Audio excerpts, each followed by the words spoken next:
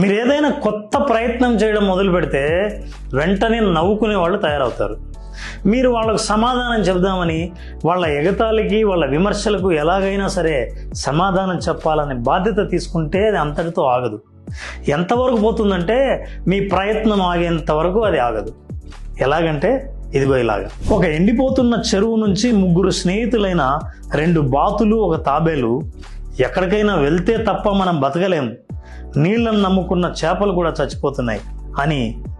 బాతులు ఎగురుతాయి కాబట్టి ఇబ్బంది లేదు, కానీ నాగతేం కాను, చావాల్సిందేనా అని తాబేలు దీనంగా అడుగుతుంది.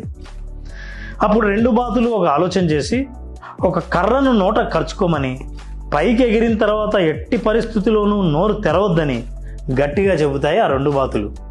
ఇక వాళ్ళ ప్రయాణం మొదలవుతుంది.